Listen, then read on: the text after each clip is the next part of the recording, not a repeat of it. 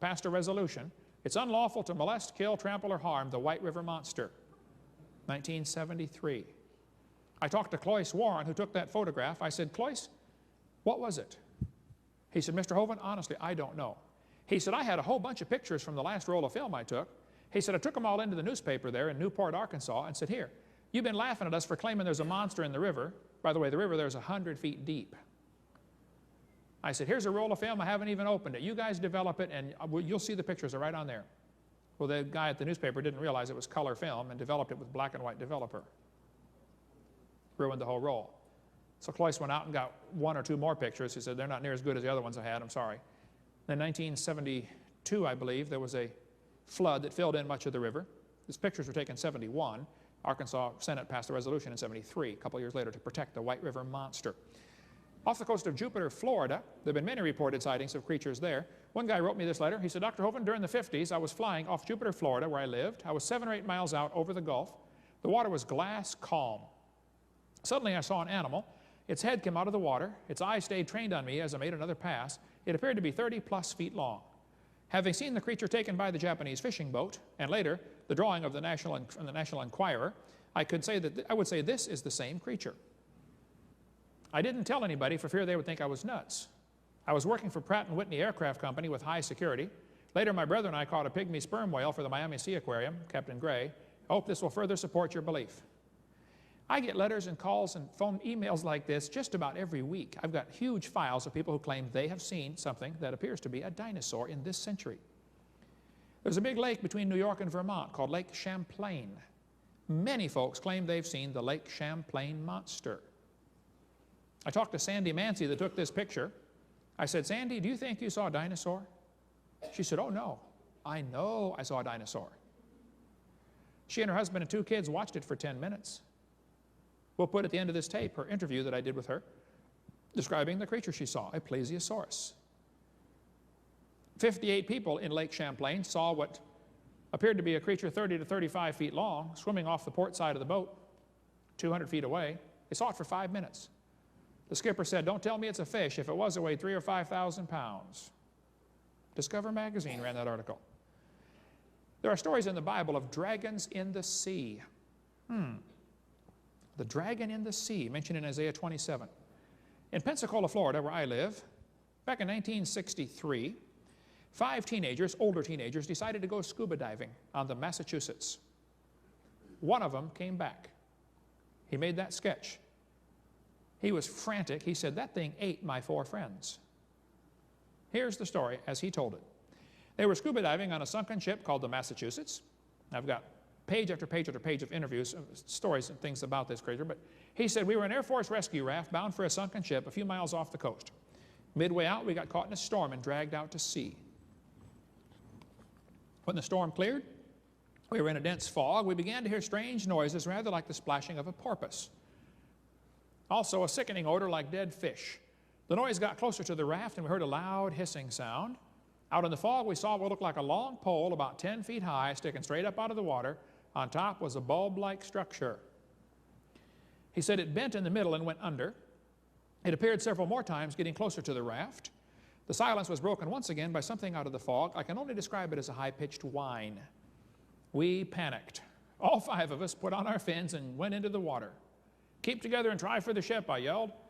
After we got in the water, we became split up in the fog. From behind, I could hear the screams of my comrades one by one. I got a closer look at the thing just before my last friend went under. The neck was about 12 feet long, brownish green and smooth looking. The head was like a sea turtle, except more elongated. He said the eyes were green with oval pupils. In a different book, he interviewed several folks after this happened, and then he stopped giving interviews altogether. But in this book, he said, I don't know how long it was before we heard a scream. It lasted maybe half a minute. Then I heard Warren call, hey, help me, it's got Brad. I've got to get out of here. His voice was cut off abruptly by a short cry. Hey, Brad, Warren, hey, where is everybody? I yelled back at the top of my lungs. Larry now swam with Eric and me. Warren and Brad were nowhere in sight. Right next to Eric, that telephone pole-like figure broke water. I could see the long neck and 2 small eyes. The mouth opened and it bent over. It dove on top of Eric, dragging him under. I screamed and began to swim past the ship. My insides were shaking uncontrollably. That's the sketch of what ate his friends. He said, the next morning I was found by the rescue unit. I shared this story at a meeting one time when I was speaking in Fort Walton Beach, Florida, not far from my house. Edward McClary was the only survivor. After I shared the story, a lady came to me after and she said, Mr. Hovind, my name is Val Bill. My stepson, Larry, was one of the kids who was eaten by that creature. She said, this story you are telling is exactly correct. That's what she said. There's her phone address if you want to write her, if you don't believe me. Down the river, down the bay from us, or down the beach from us, is Panama City, Florida, about 100 miles away.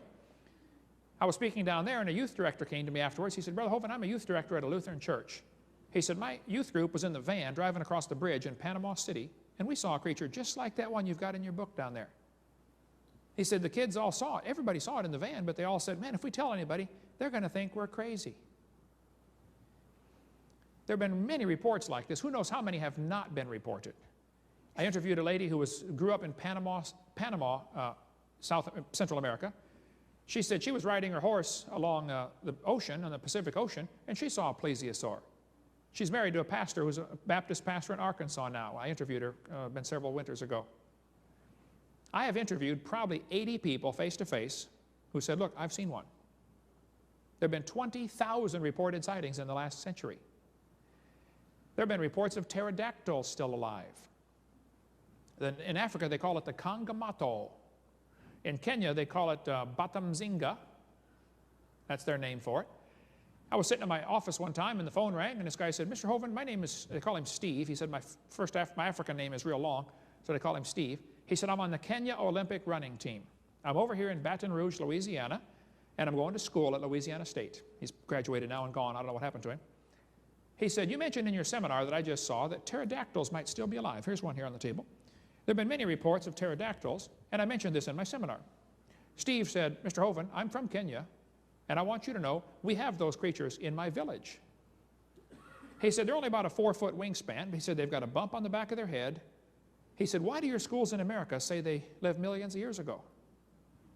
I said, because we're dumb over here. He said, they're very rarely seen, and most people in my village don't like them, and some people are superstitious about them, because their favorite food appears to be decaying human flesh. So if you bury somebody, you better bury them deep, or Kangamato will come dig them up and eat them. Frank Mellon, the African explorer, heard about rumors about an animal called the Kangamato, lived in the Jiundu swamps in the northwest corner of northern Rhodesia, near the Belgian Congo. He asked the natives what it was. They told him it was a bird, but not exactly a bird. More like a lizard with wings like a bat, the wings made of skin. He showed them pictures of pterodactyls, and all of them immediately plummeted for the pterodactyl, excitedly muttering, Kangamato. A couple of cowboys apparently shot one back in 1880-something in Arizona, cut off the wingtips and took it back to the saloon and said, fellas, we just shot a giant bird with no feathers. Here's part of the wingtips. They had skin, not feathers. In Venezuela, a missionary told me that he's been down there for years, and the natives kept talking about an animal that they're afraid of, a giant bat. They were scared of this animal. He said it would capsize canoes and carry off Indians. I met with Adam in '98. He told me the Indians were terrified of this bat, and years ago they had sent their bravest men to the head of the river, where they killed one of the creatures years ago and buried it near the Mawada River. When Clinton showed the Indians a picture of a pterodactyl, their eyes got big as saucers, and they said, that is the bat. They positively identified this extinct dinosaur as the bat that lived a few miles from their village. Even today, the Indians will not fish or drink from the river for fear of this creature.